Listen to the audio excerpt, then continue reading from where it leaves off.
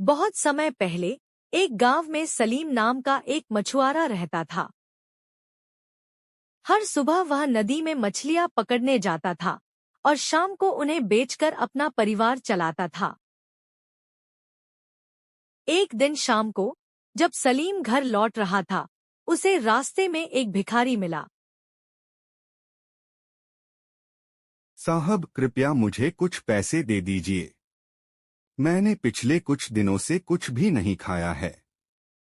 सलीम का दिल बहुत बड़ा था और वह किसी को भी परेशानी में नहीं देख सकता था। उसने अपनी जेब से कुछ पैसे निकाले और भिखारी को दे दिए। बहुत बहुत धन्यवाद साहब। अगले दिन जब सलीम बाजार से लौट रहा था, तो उसे फिर वही भिखारी मिला। साहब, कृपया कुछ पैसे दे दीजिए मुझे खाने के लिए। सलीम ने फिर से उसे कुछ पैसे दिए। ये कई दिनों तक चलता रहा। हर शाम भिखारी सलीम से मिलता और सलीम उसे खाने के लिए पैसे देता। एक दिन जब सलीम शाम को घर लौट रहा था, तो उसे फिर से वही भिखारी मिला। साहब, मैं बहुत भूखा हूँ, कृपया खाने के लिए कुछ पैसे दे दीजिए। हमेशा की तरह सलीम ने उसे कुछ पैसे दिए और आगे बढ़ गया। लेकिन कुछ कदम चलने के बाद उसने सोचा, हर दिन मैं इसे खाने के लिए पैसे देता हूँ, लेकिन फिर भी इसकी हालत में कोई सुधार नहीं हुआ है। मुझे लगता है कि मुझे इसे कुछ और पैसे देने चाहिए। सुनो भाई, कल तुम नदी के किनारे आओ। मैं तुम्हें कुछ बड़ा देना चाहता हूँ। मैं तुम्हें एक बड़ा इनाम दूंगा। साहब, मैं जरूर आऊंगा। अगले दिन जब सलीम नदी के किनारे पहुंचा, तो उसने देखा कि भिखारी पहले से ही वहां इंतजार कर रहा था। साहब, मैं आ गया हूँ। अब मुझे वह इनाम दीजिए जो आपने वादा किया था। लेकिन इसके लिए तुम्हें मेरे लिए नदी से कुछ मछलियां पकड़नी होंगी।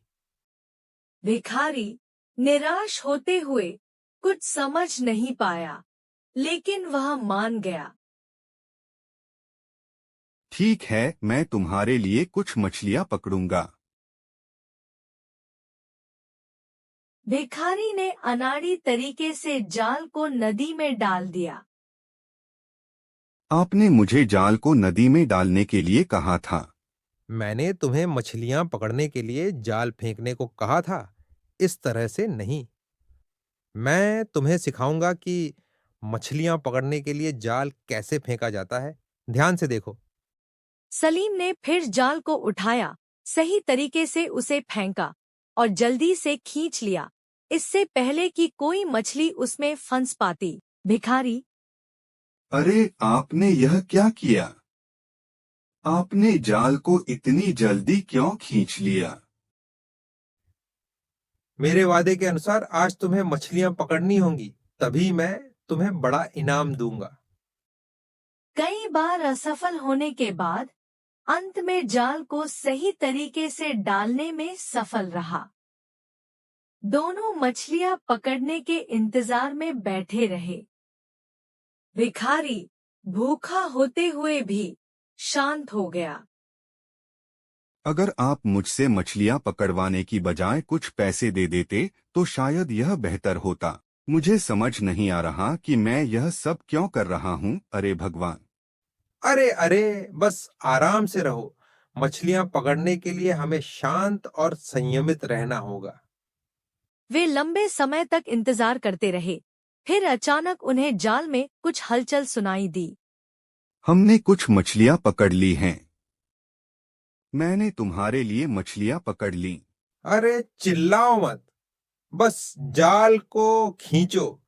रुको रुको रुको। दोनों ने मिलकर जाल को खींचा और जाल में कई मछलियां फंसी हुई थी। भिखारी बहुत खुश हो गया। अब जैसा आपने वादा किया था, कृपया मुझे बड़ा इनाम दीजिए। तुम्हें तुम्हारा इनाम मिल गया। कब? आपने मुझे अब तक कुछ भी नहीं दिया। भाई, मैंने तुम्हें सिखाया कि मछलियां कैसे पकड़ते हैं। अब तुम्हें किसी से भीख मांगने या किसी से इनाम मांगने की जरूरत नहीं है।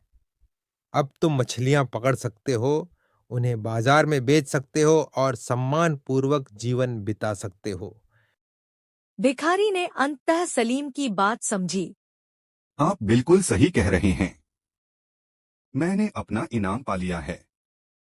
अब मैं मछलियां पकड़ सकता हूं और उन्हें बेचकर अपना जीवन सम्मान के साथ गुजार सकता हूं। और इस तरह भिखारी ने भीख मांगना छोड़ दिया और मछलियां पकड़कर और बेचकर अपना जीवन सम्मानपूर्वक व्यतीत किया।